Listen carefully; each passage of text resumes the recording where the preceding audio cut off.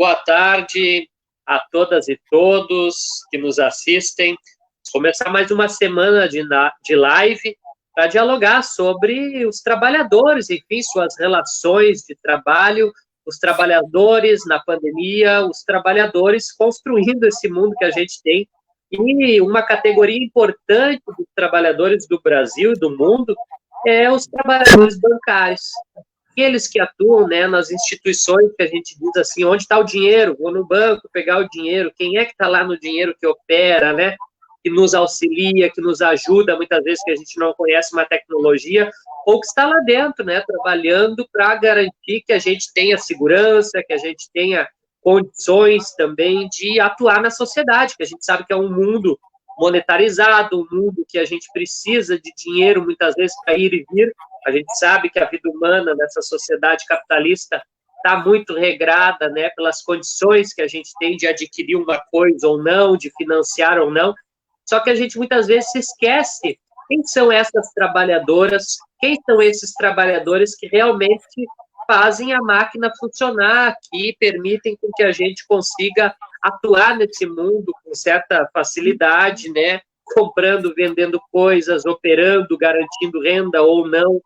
Mas por trás disso também tem todo um sistema, né, de poder que também explora essa categoria de trabalhadoras e trabalhadores. São os clássicos banqueiros, são aqueles grandes empresários que lucram em cima, né, das operações financeiras, dessa coisa de oferecer linhas de crédito ou não, de lucrar em cima da taxa de juros, que a gente vê todo dia, a gente vê falar assim, a taxa de juros vai subir, a Selic vai descer, como é que está a Bolsa de Valores, como é que não está? Isso tudo tem o ruído. Ah, tá, o ruído é da minha voz. Isso tudo nos interessa compreender, e para compreender um pouco mais, gente, como é a luta dos bancários, que são essas trabalhadoras e trabalhadores, nós temos a satisfação de receber hoje o Jubilei Baccello, que já foi vereador de Porto Alegre, ele que já foi ex-presidente do Clube Bancários, que é um sindicato de muita luta, que eu tenho um enorme respeito, eles têm uma história de defesa da democracia, da participação, enfim, tiveram em muitas trincheiras aí com o povo trabalhador do Brasil defendendo direitos, principalmente no último período do golpe. E ele atualmente está como diretor de comunicação da FETRAC e membro do Comando Nacional dos Bancários, que está em disputa lá, né, pela database, enfim, deste ano, dessa categoria importante. Então, quero dar as boas-vindas para o Jubilei e agradeço imensamente ele poder estar conversando conosco aqui, trazendo para nós informações e nos ajudando, nós, Jubilei, a compreender como funciona isso, porque quero apontar um problema que depois tu vai abordar, que é o fechamento drástico de muitas agências. Está havendo uma tecnologização do sistema bancário, que as pessoas já não estão tendo mais tanta condição de ter aquela relação com o seu bancário que ajudava, enfim, a conduzir sua conta, que esclarecia, construía com ele, né, uma relação mais humana. Hoje é uma coisa mais de internet, web, app, e às vezes quando tu tá no sufoco, final de semana, tu procura uma agência, não tem na tua cidade, às vezes não tem no teu bairro, e eu tô falando uma cidade grande como Porto Alegre, nós vimos muito fechamento, principalmente de bancos públicos. O governo Temer começou isso drasticamente e temos visto também o Banrisul fechar algumas agências, mas eu quero te ouvir, não, eu já falei demais, e a gente quer te dar as boas-vindas para que tu possa introduzir para nós esse tema, para a gente compreender que luta é essa que vocês fazem e qual a importância desse trabalhador para a sociedade. Seja bem-vindo. Boa noite, Jonas. Boa noite a todos e todas que nos assistem neste momento. E sobre esse tema que, sem dúvida nenhuma, mexe com a vida de toda a sociedade brasileira, né? Não tem quem não tenha alguma forma se relacionando com os bancos, né? Nós vimos agora, inclusive durante a pandemia, né, a partir do pagamento aí do auxílio emergencial, o quão é fundamental, né, nós termos o serviço bancário. E eu acho que ao longo da minha vida, né, enquanto bancário e enquanto liderança do sindicato, né, talvez o primeiro esclarecimento sempre foi esse, de que não confundam os bancários com os banqueiros. Quer dizer, por mais que nós estejamos ali na linha de frente, nós que estejamos ali manuseando os recursos financeiros, né, nós somos meros trabalhadores, né? E eu falo isso porque geralmente quem escuta, né, todas as reclamações, todas as críticas contra um sistema financeiro é a categoria bancária, né? Porque dificilmente tu consegue enxergar, né, os verdadeiros donos dos bancos, sejam os governos, né, na questão dos bancos públicos, mas principalmente os bancos privados, que até teve uma mudança nos últimos anos, né, que ao invés daqueles bancos que pertenciam a famílias tradicionais, né, aquilo que a gente poderia chamar do banqueiro, com aquele chapelão, né, preto, né, isso teve uma transformação, né, a partir aí da financiarização da economia, né, com o aprofundamento desse modelo neoliberal ali na década de 90. E hoje, até mesmo os bancos privados, eles pertencem a fundos de investimentos, né? Então, os donos de bancos, na verdade, são ricos, né, que têm recursos financeiros e que colocam num fundo de investimento e um gestor vai administrar aqueles recursos, né? Vai investir para conseguir com que eles tenham um retorno financeiro. E esses fundos, né, vão investindo seus recursos e um investimento que é um bom negócio é banco, né? Então, hoje nós temos aí uma quantia importante dos bancos internacionais que pertencem a fundos de investimentos. Nós temos nosso caso aqui do Santander, no Brasil, né? Tem a família Botín, uma família espanhola, era o pai dela, né, que agora já faleceu, agora é a filha, Ana Botín, que administra, é a grande presidente do Santander, mas na verdade não é dela, né? Ela, na verdade, administra um fundo de investimentos, né, e que tem a maioria das ações do Banco Santander. Então, essa foi uma mudança que teve nos últimos anos. Mas nós, bancários, sempre compreendemos, né, de que, além desse esclarecimento, a nossa luta ela não podia ser uma luta apenas olhando para o seu umbigo, olhando apenas para as questões corporativas da categoria. E por isso que a luta da categoria bancária sempre foi pautada em debater o sistema financeiro, de compreender que tipo de sistema financeiro que a sociedade precisa, e essas sempre foram as nossas bandeiras, né? Porque os bancos vêm num processo de cada vez mais reduzindo, né, esta prestação de serviços que tanto as pessoas precisam, e isso não vem de agora, né? Eles se utilizam muitas vezes de algumas artimanhas, que pegar uma questão lá, quando na década de 90, né, com o fim da inflação, todo mundo dizia que os bancos iam quebrar, iam fechar, porque os bancos viviam ali do imposto inflacionário, que era pegar os recursos ali das contas correntes, né, e emprestar eles com uma margem muito grande, porque colocavam ali a inflação, que era uma taxa, né, muito maior do que as taxas que se tem, né, nas últimas décadas, digamos assim, nas últimas 2 décadas, né? E o que se viu é que os bancos, na verdade, não só mantiveram a sua rentabilidade, como até aumentaram, né, em períodos posteriores. Mas eles se aproveitaram disso, e junto com o avanço tecnológico, né, para dar uma encolhida nessa prestação de serviço. Eu lembro que, num primeiro momento, né, a onda ali na década de 90 era acabar com os caixas, né, porque até então as agências bancárias, tu entrava numa agência bancária, o que é a marca, eram balcões com box de caixas, né, agências com muitos caixas, porque era ali que se dava o principal atendimento à população, seja no pagamento de contas, no saque, né, enfim, toda a sua relação acabava sendo nos caixas. O que os bancos fizeram no primeiro momento? Começaram a empurrar as pessoas para salas de autoatendimento, né, criando uma série de dificuldades. Bancos privados, inclusive, não aceitavam que que qualquer usuário do sistema financeiro pudesse entrar numa agência e pagar o boleto. Se não fosse cliente, não podia. Tinha que ir para a máquina, para o autoatendimento. E de lá para cá, quer dizer, eles vieram se utilizando desse avanço tecnológico como uma forma de maximizar o seu lucro, né? Reduzindo o número de bancários, né, na linha de ponta, não que o sistema financeiro não precisasse de trabalhadores para a sua gestão, tanto que a gente tem repetido isso, que nós fomos, lá no início da década de 90, nós éramos mais de 1 milhão de bancários no Brasil, hoje somos em torno de 450 mil, mas se nós somarmos todos os terceirizados, todos os autônomos, né, que prestam serviços financeiros, com certeza nós somos mais de 1 milhão de trabalhadores ainda. Então, na verdade, isso foi um instrumento, mais um instrumento, né, de redução de custos, né? E, na verdade, a gente nunca conseguiu fazer o verdadeiro debate de qual o papel fundamental de um banco na sociedade. Quer dizer, o quão ele é fundamental para o desenvolvimento econômico e social. E isso é uma questão que os bancos nunca assumiram essa responsabilidade.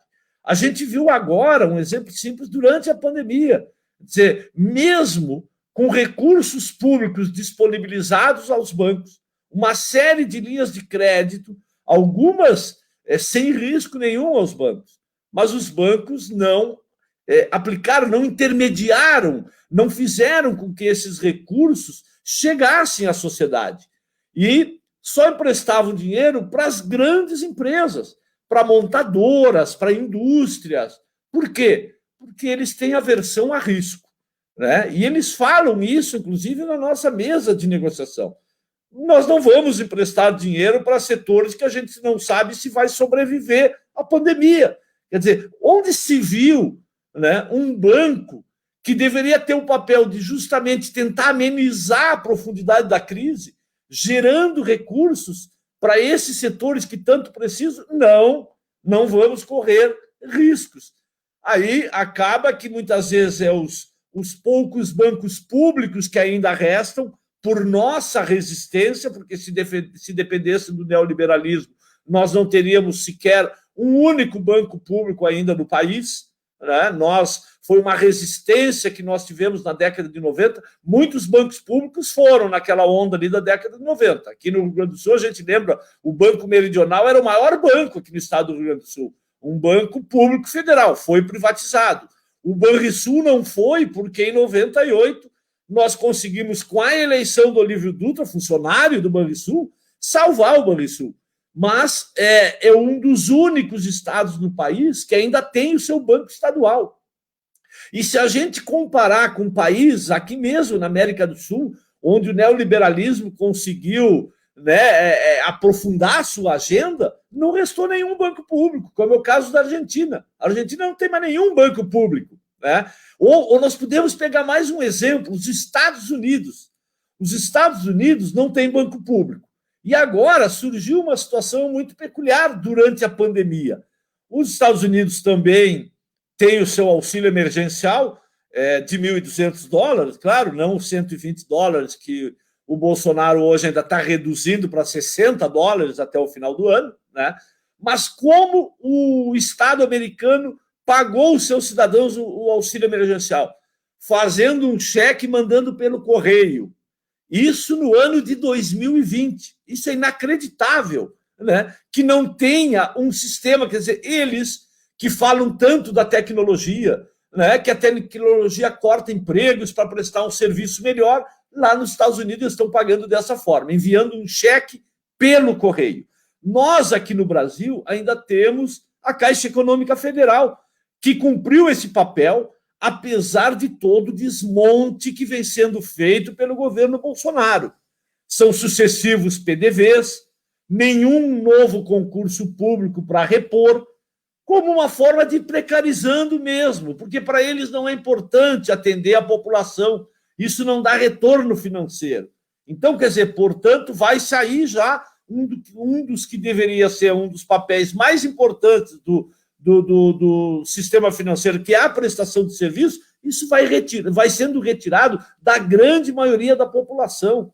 Nós, há 2 anos atrás, a FENABAN nos mostrava como é que algumas cidades chinesas já funcionava sem a existência de dinheiro e nem cartões, tudo no celular. Só que eu pergunto, isso é possível no Brasil, onde nós estamos assistindo que parcela importante dos estudantes não conseguem acompanhar a aula de casa porque não tem acesso à internet, não tem um equipamento. Então, é evidente de que esse banco que eles querem implementar totalmente digital é para uma parcela muito pequena da sociedade brasileira, porque a grande maioria ainda não está incluída digitalmente. Então, portanto, tu vai reduzindo a prestação desse serviço. E a Caixa Econômica Federal, com todas as dificuldades, ela conseguiu cumprir o seu papel de pagar aí para cerca de 60 milhões de brasileiros e brasileiras o auxílio emergencial com todas as dificuldades. Nós, na mesa de negociação, exigindo o tempo inteiro, porque no início, quando começou a confusão, a Caixa queria que os próprios bancários saíssem de dentro da agência e fossem para a rua organizar as filas. E nós dizíamos que isso não era possível, fazer as duas coisas ao mesmo tempo. Depois de muita confusão, conseguimos fazer com que a Caixa contratasse emergencialmente seguranças para organizar isso, para que os bancários pudessem se dedicar. E tivemos ainda situações de brasileiros e brasileiras que tiveram que viajar mais de 200 quilômetros para poder receber o seu auxílio emergencial, porque na sua cidade não tem banco. Nós temos milhares de municípios no Brasil que não têm uma agência bancária. E essa é a situação que fica, né, a população quando não tem uma agência. E eles estão se aproveitando, evidentemente, da pandemia para aprofundar essa redução da prestação de serviço, e eu quero depois falar que isso não é a função central do sistema financeiro. A função central do sistema financeiro é o crédito, né? O crédito, ele é fundamental para o desenvolvimento econômico. Sem crédito, não há desenvolvimento econômico, né, de um país, de um Estado. Então, portanto, hoje os bancos eles não cumprem com esse papel, porque o crédito que eles fazem é um crédito que só tem um único objetivo, é lucro. E por isso que eles faziam isso que eu estava falando agora durante a pandemia, eu só vou emprestar dinheiro para a montadora, para a indústria, para a grande empresa, né? E aí a gente via área do turismo, restaurantes, pequenos mercados, quer dizer, que são as pequenas e médias empresas, que são as que mais empregam nesse país, estas o dia inteiro reclamando de que não estavam conseguindo ter acesso a crédito. Quer dizer, então, este deveria ser o papel fundamental dos bancos. Mas como o sistema financeiro no país nunca foi regulamentado, e é bom falar que a Constituição de 88, ela criou um artigo 192 sobre o sistema financeiro que previa uma regulamentação depois da Constituição promulgada. E isso, por interesse dos bancos, nunca foi. Nós chegamos a dar uma batalha, chegamos a apresentar uma proposta de regulamentação do sistema financeiro nacional, mas isso nunca andou, porque os bancos preferiam que essa regulamentação viesse da forma que veio, que era através de circulares normativas emitidas pelo Banco Central, né? O Banco Central que sempre teve, né, sob gestão de alguém ligado aos grandes bancos privados, né? É a raposa cuidando do galinheiro. Isso, infelizmente, atravessou até mesmo os governos democráticos e populares, né, fazendo com que a gente nunca tivesse uma discussão com o conjunto da sociedade e conseguisse alterar, né, e fazer com que os bancos tivessem um mínimo de compromisso com o desenvolvimento do nosso país. E uma coisa assim, te ouvindo, né, Juberley, dentro dessa linha, eu vejo que como é difícil mesmo o pequeno conseguir um dinheiro para ampliar o seu negócio e criar emprego. Porque, vejam bem, o Juberley traz para nós que o sistema bancário fechou postos de emprego, precarizou e terceirizou, porque está centralizando as agências. Né? Cidades que tinham 30, 40, hoje tem 10, tem 15. Essa é a lógica. Eu lembro que aqui na Zona Sul de Porto Alegre, quando aconteceu o golpe da Dilma foi muito pontual e ele é ilustrador de um cenário histórico de avanço do neoliberalismo no Brasil. A Zona Sul de Porto Alegre perdeu muitas agências do Banco do Brasil. Se tu precisar de um Banco do Brasil, morando na Ípica, no Lami, na Restinga, Belém Novo, Ponta Grossa, Serraria, Aberta dos Morros, Cavalhada, tu vai ter que ir até a OTA, porque a única agência hoje aberta do Banco do Brasil é a OTA. E estou falando aqui de um banco que tem no Brasil inteiro. um banco nacional, enfim, e que realmente esse era o banco que mais tinha que estar descentralizado e um banco público, mais ao acesso da população. E hoje não está. E tu vê também certas linhas de crédito serem subsumidas, assim, quase como se fosse uma coisa natural no curso desses 4 anos do pós-golpe, e essas linhas de crédito misteriosamente começam a se abrir em empresas privadas também, né? Bancos que vão surgindo aí, oportunistas, e outros bancos que já estavam, que agora começam a morder espaço que era de fomento público, com baixa taxa de juros, enfim. E queria que tu comentasse um pouquinho sobre isso, mas também comentasse sobre como é que tu vê o governo nacional, a sua relação com o sistema bancário, com os trabalhadores, com os bancos públicos e essas linhas de crédito que a gente tinha tão fortes, que era do que o PAC adotava, né? Que o PAC adotava, que as empresas abraçadas pelo PAC adotavam, e que gerou muito emprego, gerou muita casa, enfim, muita infraestrutura Brasil afora, e isso a gente sumiu. E aí tu fala de economia, enfim, que o dinheiro, o incentivo, o investimento, linhas de crédito, né, razoáveis, digamos, acessíveis, fazem girar a roda da economia. Queria que comentasse um pouco isso para nós, e, enfim, e trouxesse os outros elementos que tu preparou para dialogar. Sem dúvida, isso que tu percebe é uma tendência que vem se aprofundando há muito tempo. Os bancos vão sumindo das ruas, né? Só agora, na pandemia, foram fechadas, em definitivo, em torno de 400 agências bancárias no país, para ter uma ideia, né? E a perspectiva é que isso se aprofunde mais ainda no pós-pandemia. Eles estão se aproveitando disso, inclusive, para forçar uma digitalização. Teve um executivo de um importante banco privado que, nos primeiros 30 dias aí da calamidade pública, já falava que a digitalização dos bancos avançou o equivalente a 5 anos nesses 30 dias, né? Porque eles vão forçando a barra que as pessoas, né, elas acabam assumindo, inclusive, custos dos bancos, né? Porque antigamente tu tinha direito de ir no banco e imprimir, inclusive, teu extrato bancário. Ninguém percebe isso. Hoje, se tu quiser imprimir o teu extrato, tu vai usar a tua impressora, o teu papel, quer dizer, só para ver como é que eles são expert em ir transferindo custos, né? Tanto para os clientes, como estão fazendo, inclusive, para a categoria bancária, agora com a implantação do sistema de teletrabalho, né? Onde os bancos, para ter uma ideia, só abrindo um parêntese, no primeiro semestre, os 5 maiores bancos do país diminuíram, né, as suas despesas de luz, internet, segurança, algo em torno de 300 milhões de reais.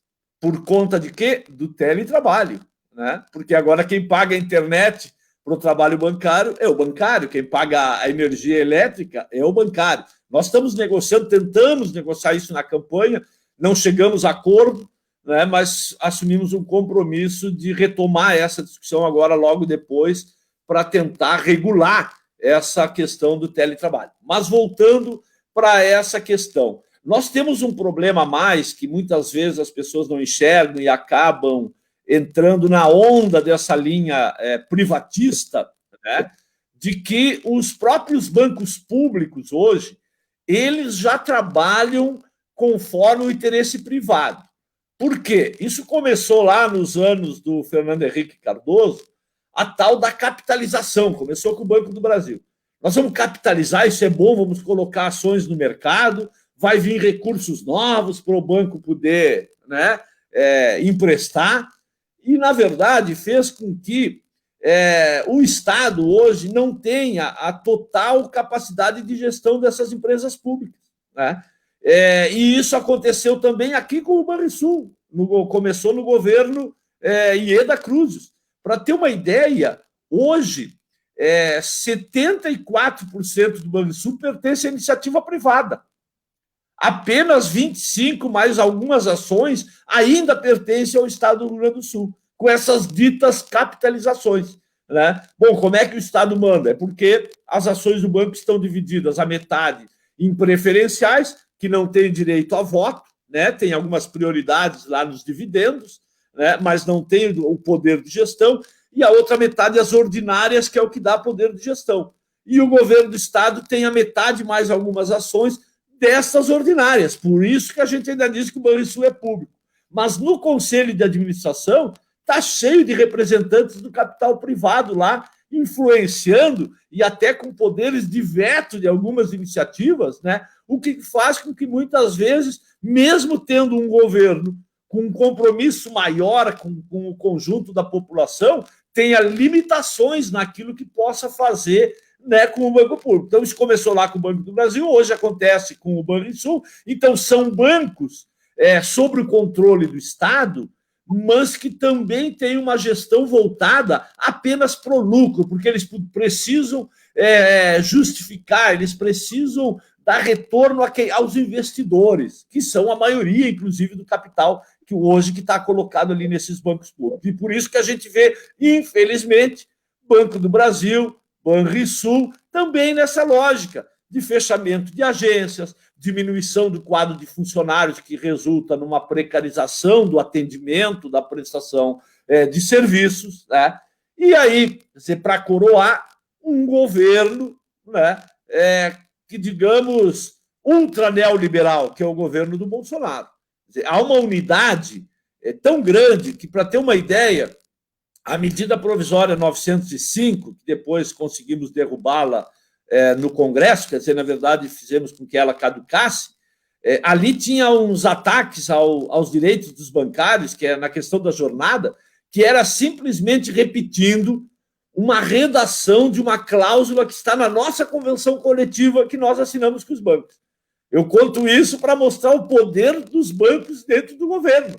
Quer dizer, o governo edita uma medida provisória onde simplesmente pegou e queria transformar isso em lei, porque estava perdendo na justiça, quer dizer, mesmo com aquela flexibilização que nós fomos obrigados a aceitar em 2018, eles estavam perdendo a maioria das ações na justiça, né? Eles foram lá e conseguiram colocar essa cláusula da nossa convenção numa medida provisória. Então, isso demonstra que nós temos hoje um Banco Central, um governo, através do seu Ministério da Economia, fazendo uma gestão voltada apenas ao interesse do grande capital privado, né? Seja ele dos bancos ou do capital financeiro aí que está no dito mercado, né?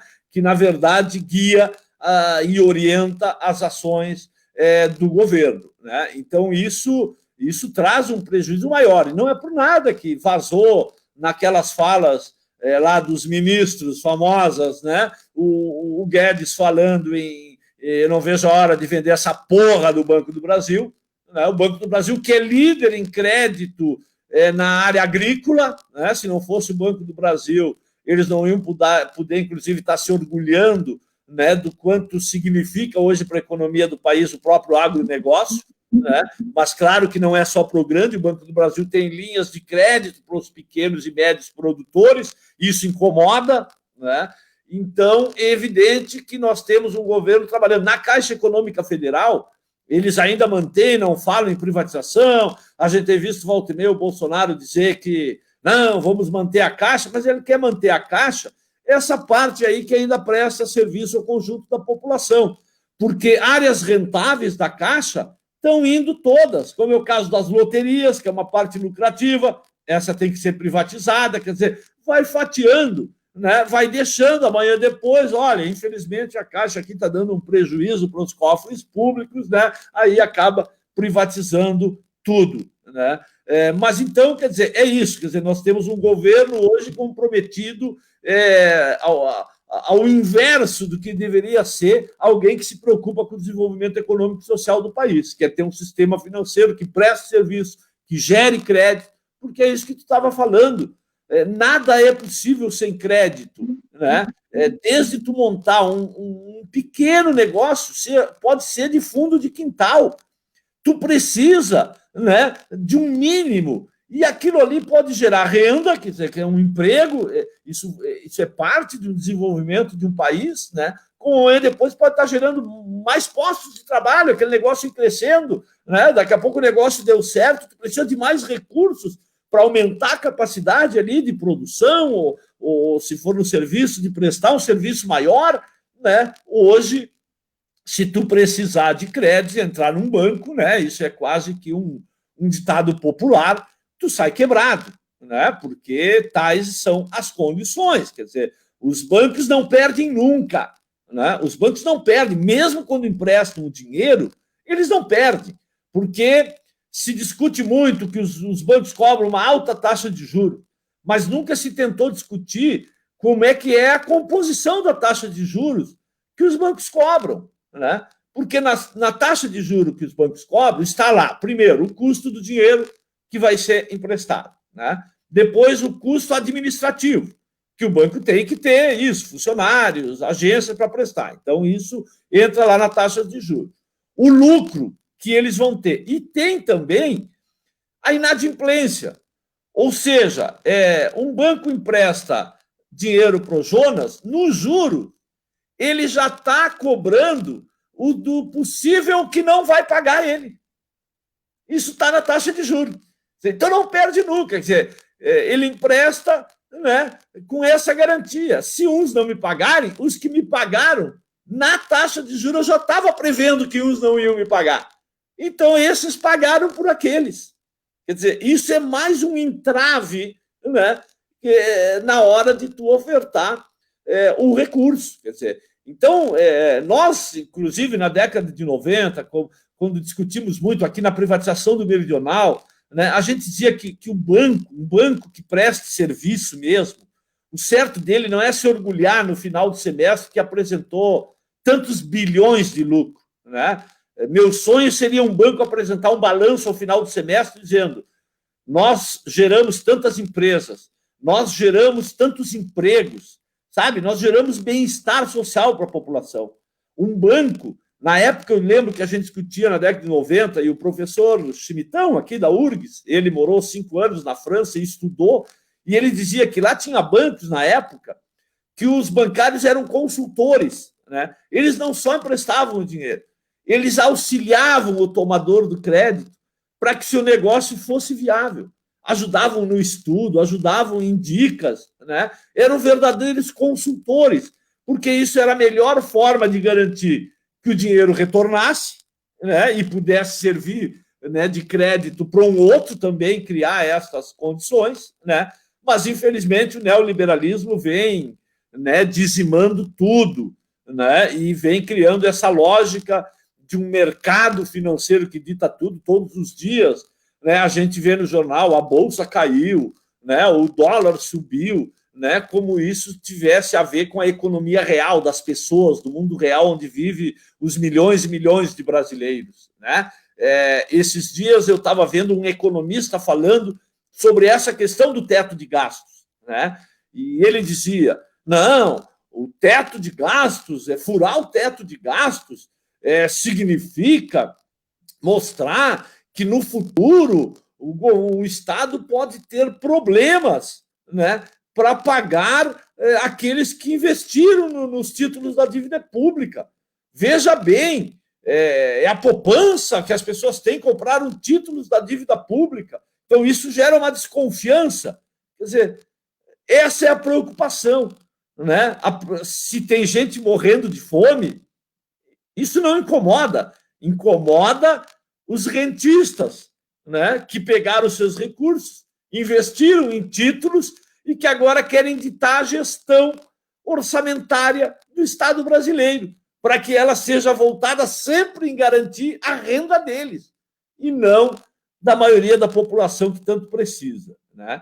Então, essa é a situação que a gente vive de um sistema financeiro que, por isso, se justifica todas as suas ações no sentido de cada vez mais reduzir a prestação de serviços, de dificultar, né, o crédito, e o pouco que tem, né, que é os bancos públicos, sofrem todos esses ataques, né, que a gente tem visto, né, e que vêm sendo desmontados, né, porque eles acham alternativas quando a privatização gera um desgaste, né, como aqui no Estado, graças às nossas sistemáticas campanhas mostrando quanto importante é o Banrisul é importante para o povo gaúcho, né? A maioria da população é contra a privatização, aí os governos, mesmo privatistas, não, nós somos contra a privatização, mas depois fazem gestões de bancos privados, né? Seja na área de capitalizando, que é vendendo ações e fazendo com que cada vez menos o Estado tenha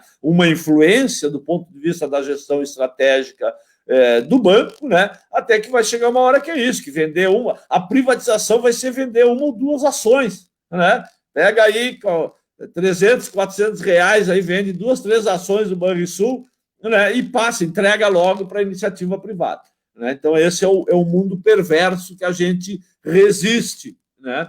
Resiste, não é fácil com o governo Bolsonaro agora, esses ataques se aprofundaram, né? Um exemplo também que eu acabei esquecendo de dizer aqui foi a crise de 2008, o quão foi importante ter um governo com essa visão, né, de que o sistema financeiro tem que servir, né, ao desenvolvimento social, foi que, através do Banco do Brasil e da Caixa Econômica Federal, o governo Dilma baixou as taxas de juros lá na crise de 2008, e a crise aqui, né, custou alguns anos para chegar, chegou depois, porque eles não estavam aguentando essas saídas, né, e começaram a tramar o golpe, boicotar o governo no Congresso. Bom, aí isso não foi suficiente, né, mas ditou a regra. Eu lembro, na época, até a direção do Banco do Brasil queria se insurgir contra o governo, porque, afinal de contas, eles são gestores, né, não é só do capital público, como eu falei antes, a maioria do capital já é capital privado, né, então acaba acontecendo isso.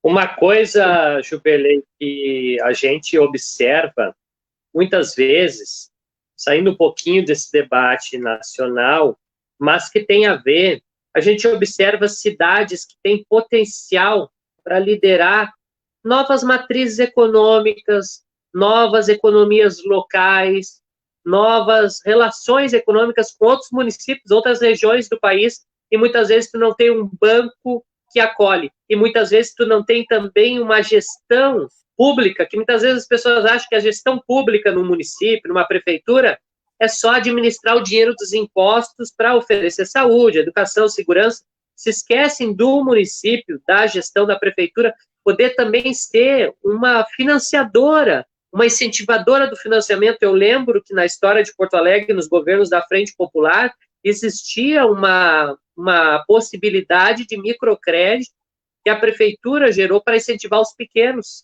A prefeitura conseguia fazer isso. Eu queria que tu falasse um pouco disso para nós e qual a importância, né, de pós-pandemia, as prefeituras também começarem a refletir sobre isso para ajudar localmente a sua população a superar esse momento difícil, que inclusive os grandes bancos provavelmente vão vir com taxas altas, e as pessoas, no desespero de retomar seus negócios, vão acabar enriquecendo mais ainda os banqueiros internacionais, né, que não são nem os nacionais, como tu falou, são acionistas espalhados pelo mundo que a gente nem sabe a cara nem o CPF de quem é. Sem dúvida, Jonas. Um exemplo claro, nós temos aqui no Rio Grande do Sul 90 cidades, tá, que só existe a agência do Banrisul, só para ter uma ideia. Né? 90 cidades que só tem agência do Banrisul. Quer dizer, se o Banrisul for privatizado, é bem provável que serão mais 90 municípios sem nenhuma agência bancária, porque os bancos privados não têm interesse. Né? Se não é rentável, não estou lá.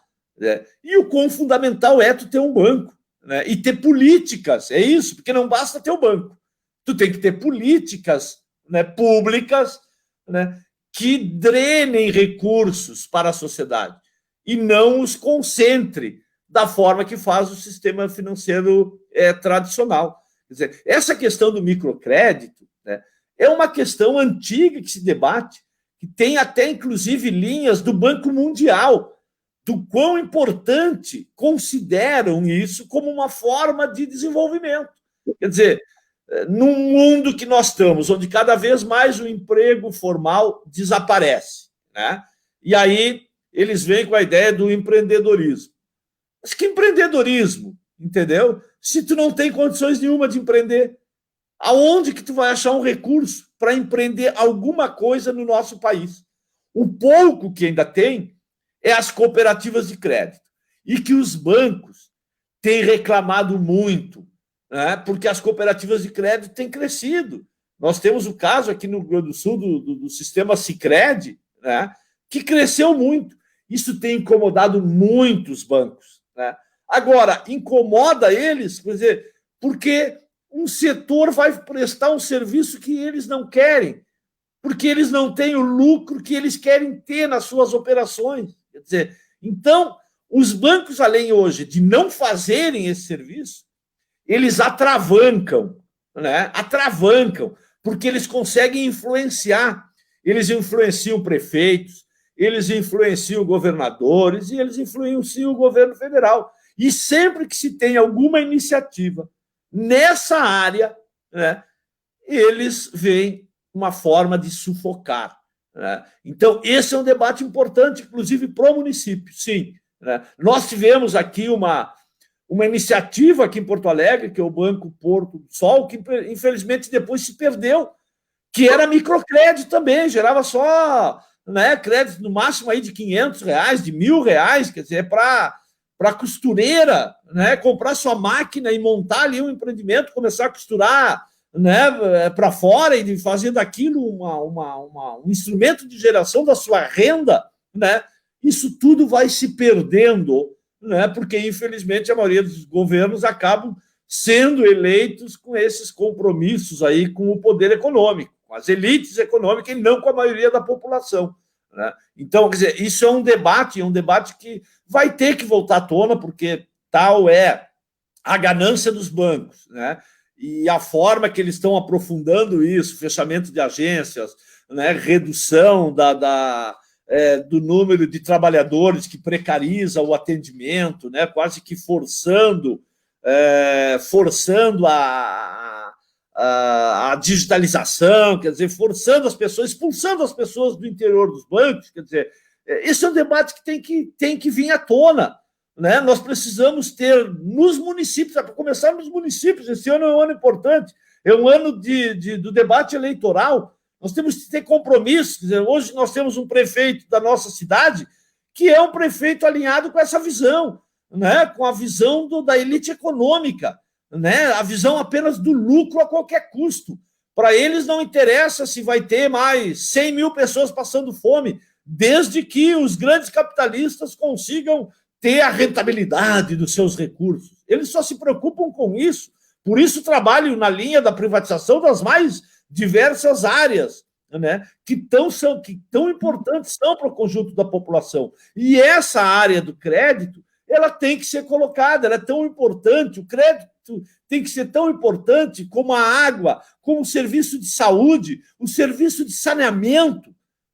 Então, se nós tivermos um prefeito que não tenha esse compromisso, né, um compromisso de um Estado, né, que preste esses serviços, né, com qualidade, né, é evidente que não vai se preocupar nunca com o microcrédito, por exemplo, para gerar renda. E isso tem que ser uma tarefa também só dos municípios, se não é só do governo federal ou do governo estadual. Nós temos inúmeras iniciativas pelo mundo afora que mostram que as iniciativas locais, às vezes, são as mais importantes, não só na área da produção, mas na área, principalmente, da distribuição. A gente vê aqui em Porto Alegre as feiras, né? Isso é um legado de administrações que tinham uma preocupação com a maioria do povo, né? Porque essa quantidade de feiras e que, né, eu não tenho conhecimento, não sei se o Marquesan já conseguiu detonar isso aí também, né? Porque é um destruidor de sonhos, né?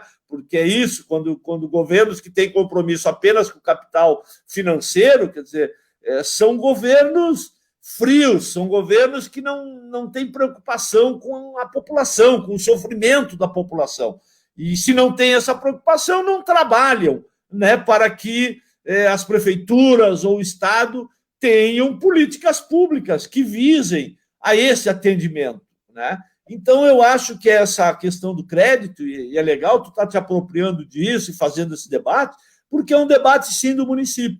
Né? Muitas vezes a gente acha que não, isso aí é coisa federal, né? Nem o Estado aqui ainda tem o Banrisul, mas não. Né? Isso é uma questão importante em todas as instâncias, né? Porque onde é que a gente pode diretamente estar pensando em políticas que amenizem aí essa exclusão tamanha, né, que foi desnudada agora durante a pandemia? Nós já sabíamos, mas para muitos, principalmente para as elites que não enxergavam isso, né, que quando começaram a pagar o auxílio emergencial, acharam que era para 15, 20 milhões de brasileiros, e chegou a 60 milhões.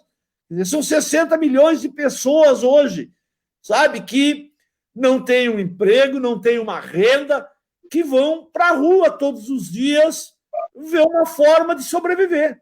E que agora, durante a pandemia, graças ao auxílio emergencial, né? É uma batalha da oposição no Congresso, porque senão seria R$200, imagina como é que ia sobreviver, né, fazendo o distanciamento social necessário. Tanto que isso foi responsável por a economia não ter ido para o fundo do poço, né? Todo mundo tem repetido. Eu tenho repetido muito Luiz Gonzaga Beluso, economista, aquele, né, foi presidente do Palmeiras, que ele diz que o gasto público não é gasto, é investimento, né? E, então, portanto, esses 50 bilhões que o Estado brasileiro está colocando na renda emergencial todo mês não é gasto, é um investimento, porque isso faz a economia rodar, né? Nós temos visto vários setores econômicos que não foram afetados pela pandemia, até tiveram um crescimento, principalmente na área alimentícia, indústria alimentícia. Por quê? Porque as pessoas estão conseguindo comprar graças ao auxílio emergencial.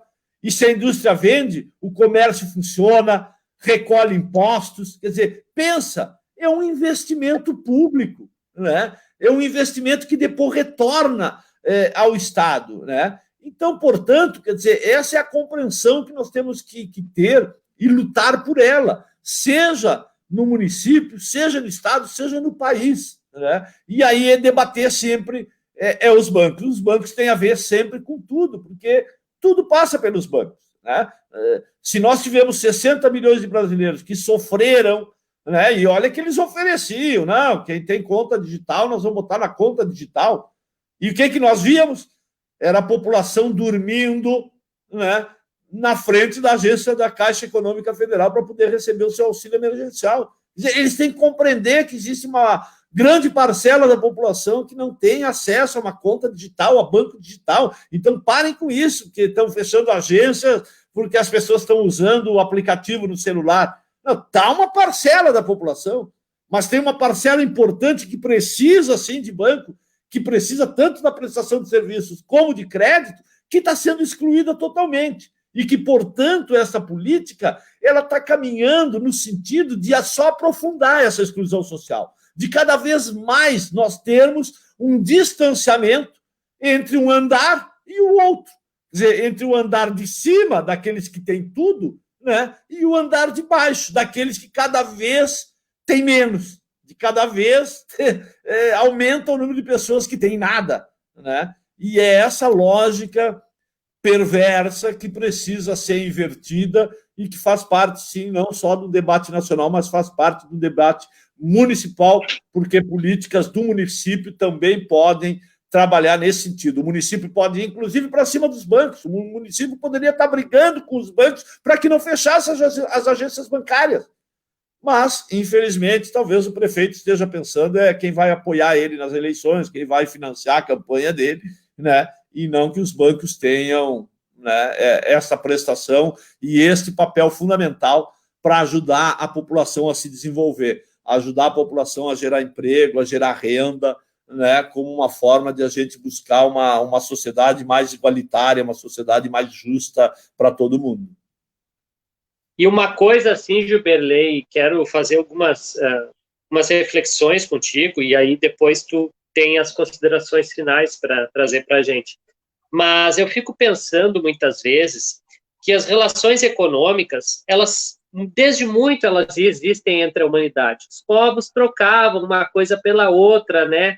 Objetos simbólicos, enfim, mercadorias que uma região produzia, a outra não produzia, e não era esse sistema de expropriação enorme que a gente vê hoje, né, do capitalismo, que as vidas não importam, que importa é as cifras crescendo no banco, é os acionistas felizes, e aí aquela ação bomba, né, do Santander sobe, do Itaú sobe, e aí deixa afundar a economia real, que é a vida das pessoas, que é as famílias tendo que comer, e é a mãe poder pegar um dinheiro e ir no supermercado e comprar um iogurte, uma bolacha, um doce, sei lá, uma fruta para o seu filho, que é o que tu colocas para nós, né, com esse auxílio financeiro que os parlamentares conseguiram conquistar, arrancar do Bolsonaro, que o cara queria dar R$300.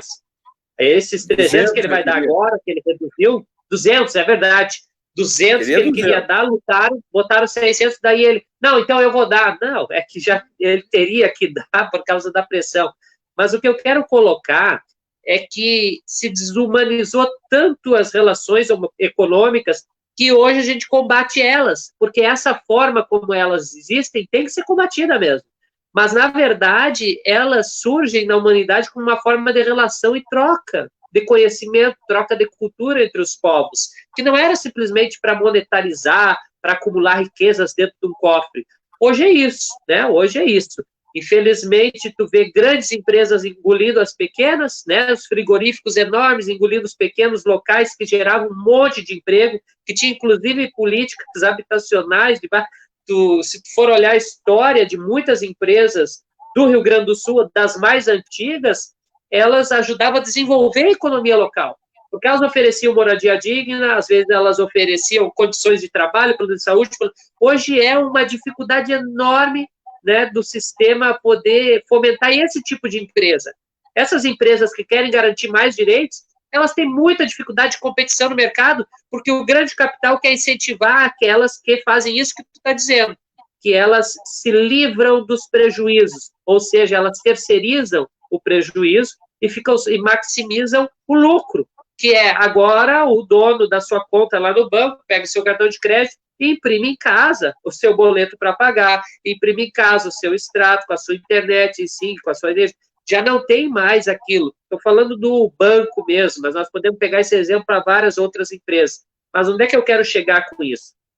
Como a gente pode pensar e ter esperança, né, que a gente supere isso, eu acho, né, Jubilei, que na tua fala tu traz isso para nós, esperança de superar esse modus operandi de se relacionar com as pessoas, que o dinheiro interessa mais do que as relações entre as pessoas. Então, eu acho que nós estamos num ponto de virada. Eu acho que aí é um ponto de virada. Parece que o proto-fascismo cresce, parece que os neoliberais estão fortes, mas também o povo está se indignando, o povo está enxergando as coisas. Nós vemos pesquisas aí que as pessoas já estão se dando conta de toda a mentirada, de que antes tinha comida na mesa, antes tinha investimento, eu ia no banco, pegava o dinheiro, conseguia abrir uma lojinha aqui, estava consertando os sapatos, vendendo, estava ali abrindo uma casinha de cachorro-quente, agora já não tem mais isso, agora a perseguição. Então as pessoas estão se dando conta que essa economia real, ela tinha digamos assim, uma retaguarda que era um governo que olhava para quem realmente produz. Hoje a gente vê um ministro da economia que fica falando, não, tem que melhorar isso, melhorar aquilo, aí tu vai ver o que é melhorar é as taxas de remuneração dos investidores, né? Então, não é, de fato, a Dona Maria, que tem lá uma confeitaria, faz uns docinhos para vender para aniversário,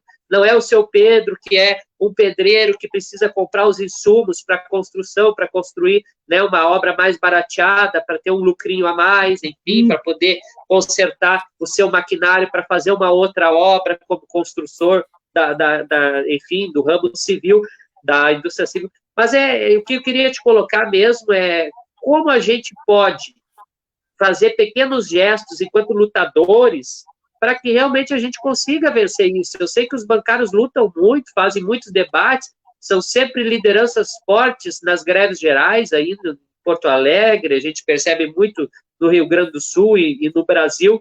Como a gente pode reorganizar a classe trabalhadora, pensar ela, principalmente a partir do processo eleitoral? Eu sou um cara que estou defendendo o nome da Manuela, do Rosseto, como pré-candidatos, porque eu acredito neles.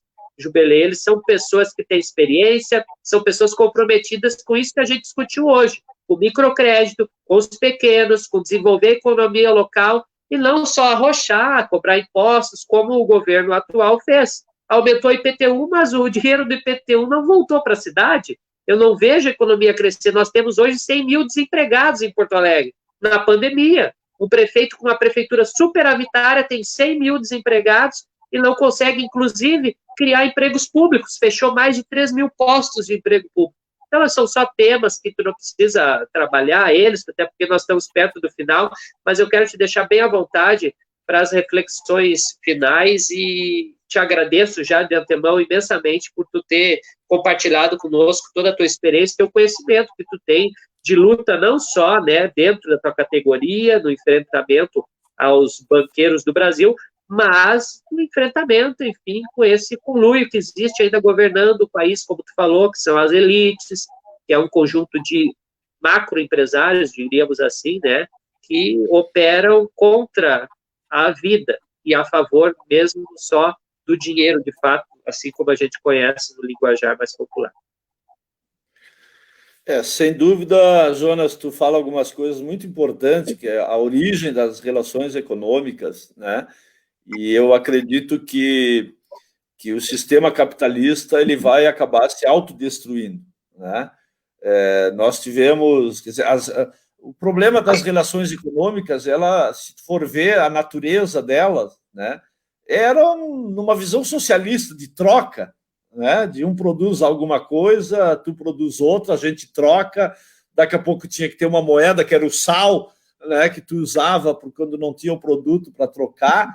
Quer dizer, e o problema é quando começou a concentrar a renda, né? Quando começou a concentrar a renda, depois nós tivemos a Revolução Industrial, né, onde isso começa a aprofundar essa concentração e essa ganância de cada vez, né, fazer o capital se reproduzir mais ainda. E eu falo isso porque hoje a gente está vivendo uma nova revolução tecnológica.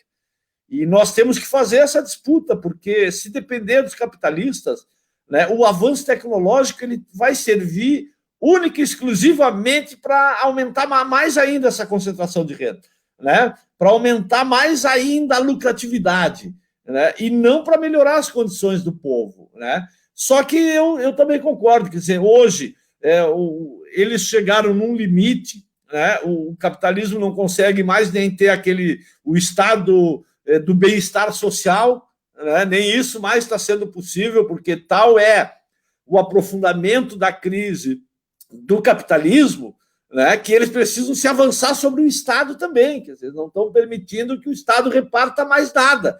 E isso é evidente que vai gerando questionamentos, né, da população, quer dizer, começa a olhar né? Então, quer dizer, isso são coisas. Quer dizer, nós estávamos aí falando da Caixa Econômica Federal, eu nem falei do papel importante que a Caixa tem na história do país do financiamento habitacional, né? E olha que nós temos uma regra financeira que diz, né, que um percentual de todos os recursos da poupança tem que ser voltado para crédito imobiliário, né? Então, isso até os bancos privados, né? O que os bancos privados sempre fizeram? Eles financiam megas construções, né? Eles só financiam apartamentos aí a construção, né, de imóveis de 1 milhão, 1,5 milhão de reais. Quer dizer, isso não resolve o problema habitacional da população. Então, eu acho que isso tudo nos traz uma situação, o mundo vem mudando numa velocidade, só que a marca dessas mudanças é a exclusão, de cada vez mais parcelas importantes, né, da população sendo excluídas de ter acesso a tudo isso que eles propagandeiam como os avanços, né? Nós, bancários, de fato, nós temos uma história aí de luta por ser uma categoria organizada nacionalmente, por estar, né, ramificada em todos os municípios, né, sempre conseguimos, e os bancários nunca lutaram apenas, né, pelas suas reivindicações, como eu falei lá no início, né, de olhar para o seu umbigo. Então, os bancários, né, tiveram um papel fundamental na luta contra a ditadura militar, né, os bancários tiveram um papel fundamental na luta pelas diretas já no nosso país, né, na construção dessas ferramentas importantes que nós temos hoje da classe trabalhadora, como é a CUT e o próprio PT, né, os bancários sempre por ter essa visão de que, bueno, nós não vamos ser felizes sozinhos, né? Não adianta eu lá brigar, fazer o banco dividir comigo, porque eu vou sair ali na rua, eu vou sofrer a insegurança pública que todo mundo sofre, eu vou ter o problema da saúde pública que todo mundo sofre, os meus filhos eu vou ter que pagar a escola particular, porque a escola pública não. Então, quer dizer, é isso, quer dizer, ninguém consegue ser feliz sozinho, ninguém vai conseguir criar a sua Suíça dentro do Brasil, quer dizer, ou o conjunto da sociedade avança e evolui para condições de vida melhores, né? Ou quem achar vai ser uma mera ilusão, né? E, claro, eles têm muita capacidade de manipulação da sociedade, né? Mas eu acho que o nosso papel fundamental é justamente fazer essa disputa, esse contraponto, né? E estar disputando a consciência das pessoas, para que elas enxerguem isso, porque essa é a grande dificuldade. A gente sabe, né, como é que esse sistema, já que é tão injusto que a gente está falando aqui, como é que ele se sustenta? Se sustenta porque ele tem meios de dominação. E um dos maiores meios de dominação é a manipulação das pessoas, que começa lá desde como tu alfabetiza uma criança. Não é por nada aí que está os Bolsonaro querendo alterar isso tudo e dizer que, né, o comunismo reina no país hoje, né, porque começa lá na educação. Não, porque nós conseguimos fazer trabalhadores avançarem a sua consciência, né, e isso vai se reproduzindo. E isso, inclusive, incomoda eles. Se incomoda eles é porque nós estamos no caminho certo, nós temos que cada vez mais aprofundar. Creio que o movimento sindical tem que se repensar, né, tem que se repensar. Eu tenho feito esse debate dentro da categoria bancária e nos fóruns sindicais que participo, porque os trabalhadores e trabalhadoras hoje formais de carteira assinada, eles já são minoria na classe trabalhadora brasileira, né? Então não é possível tu fazer nenhuma transformação nesse país, né, se tu não consegue dialogar, né, organizar, mobilizar a maior parte da classe trabalhadora do país, que é quem produz as riquezas, né, quem faz o país funcionar. Né? E então é preciso que os sindicatos repensem o seu papel. Os sindicatos não podem representar apenas o trabalhador da carteira assinada, ou pensar só na mesa de negociação. Nós temos que pensar nesses setores excluídos que estão aí, os trabalhadores por aplicativo, por exemplo, né? É um exemplo. Quer dizer, tem que os nossos sindicatos que têm estrutura ajudar a organizar esses setores, trazer eles para dentro dos nossos sindicatos, né?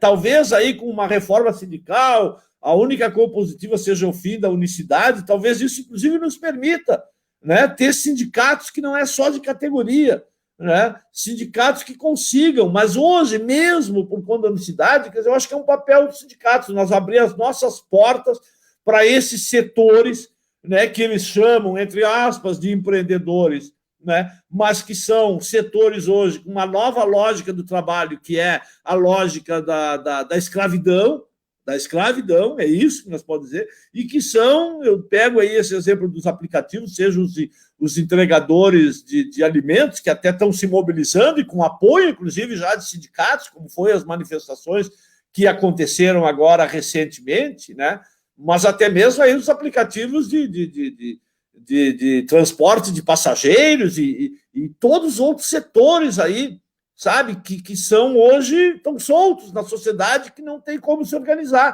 Quer dizer, cabe a nós, né, que temos essa experiência de organização e essa compreensão de que a vida só vai melhorar se a gente pensar que todo mundo vai melhorar junto, né, e, portanto, vamos ajudar os setores que precisam, né?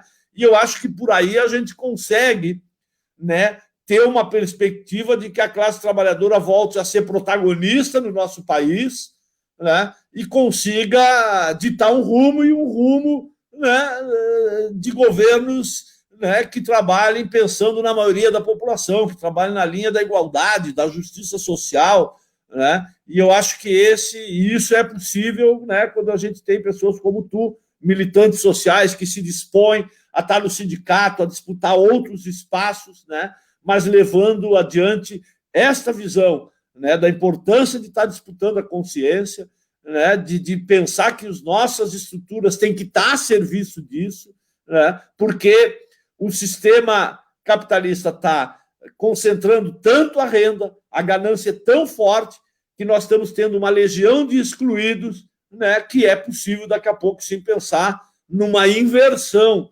nesse sentido, porque reações tem tido pelos 4 cantos do mundo. As pessoas não estão aguentando mais. Olha as manifestações nos Estados Unidos, né, antirracistas, quer dizer, elas têm um fundo da desigualdade social, gente, né?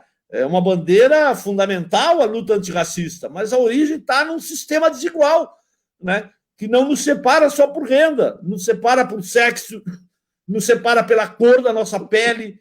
Né? Então, essa a nossa luta, né? Em buscar algo mais igualitário, mais justo, né? Para todos, né? Não apenas para alguns. Então, eu agradeço até o teu convite de poder estar contribuindo aqui. Sucesso na tua caminhada. Precisamos aí de companheiros com essa disposição, com essa compreensão que tu tem. Tu que é uma liderança na tua categoria, mas acompanhei os últimos anos, eu acho que tem uma liderança na sociedade porto-alegrense, nesse tema do município, aí, fazendo uma oposição como ninguém, né, ao Marquesan. Né? Isso eu vejo desde o início aí do mandato do Marquesan, tu né, mostrando que aquilo que ele fala e faz propaganda não é a vida real, né, disso que a gente estava falando, né, eles falam de uma economia lá, a bolsa, do dólar, né, mas a economia real das pessoas é outra, né, e a vida no município também, quer dizer, tem a vida aquela, né, que tu assiste na televisão, que o prefeito fala, não é a vida real de quem vive, né, na periferia, que tem que transitar, que tem que pegar o transporte público, que tem que usar os serviços públicos, né? Então, eu agradeço aí poder estar estando aqui contigo e a gente prestando esse serviço aí, que é sempre poder desmistificar um pouco aí, né, qual é o papel de um banco, qual é o papel do sistema financeiro, e que eles têm que ter responsabilidade, sim, não é só com o lucro. Se a agência é deficitária, bom, vamos ver se ela não dá outro tipo de lucro, né? Que é aquilo que eu falei, que se ela não está ali gerando crédito, gerando emprego, e ela se justifica ser deficitária porque ela está gerando desenvolvimento. Né? Então, eu acho que isso é algo que a gente tem que fazer as pessoas também dominarem, e é bom a gente poder estar contribuindo a partir desses espaços. Obrigado, sucesso na luta para ti, Jonas, estou torcendo por ti. Valeu, Juberley. Muito obrigado por tu ter disponibilizado teu tempo para estar aqui com a gente, conversando e construindo, porque é isso que tu diz, a classe trabalhadora precisa construir, precisa superar esses desafios que estão colocados, e agradeço teus elogios, mas é também, assim, eu sou filho de trabalhador, né? Assim como tu, a gente vive na luta, a luta do trabalhador é todo dia, das nossas famílias, e a gente tem essa identidade, né? De não só fazer o sindicalismo, tu, nos bancários, enfim, na CUT, eu mais ali no SIMPA, com essa luta mais com o Marquesan, esse embate, né, que realmente a gente vê os governos fazendo violência contra a sociedade. E o que a gente tenta aqui, nesse espaço das lives, é refletir como nós podemos coletivamente superar essa violência contra o mundo, contra Porto Alegre, e vamos fazer muita luta, ainda temos que fazer muita luta, precisamos retomar a democracia, o respeito, porque essas eleições estão aí, a outra foi um golpe, o Temer foi um golpe, esse é uma eleição fraudada em cima de mentira, fake news, tanto é que agora estão bloqueando um monte de contas aí, eu não sei como é que não tiraram o mandato desse cara aí, mas vamos lá, vamos enfrentar e vamos tentar eleger, né, com força, né, não só eleger, mas eleger com força o projeto Manuela e Rosseto, que é a esperança da cidade começar a retomar um pouquinho de respeito à sua cidadania. Te agradeço imensamente, meu amigo, um grande abraço para ti, tudo de bom aí, tô vendo que tu tá hoje de cachecol aqui, porque tá fazendo frio mesmo em Porto Alegre, né, esse tempo sobe e desce, que é uma loucura. Então tá, um grande abraço para todo mundo que nos assistiu aí, compartilha a live e vamos seguir dialogando. Grande abraço e até amanhã, a próxima live.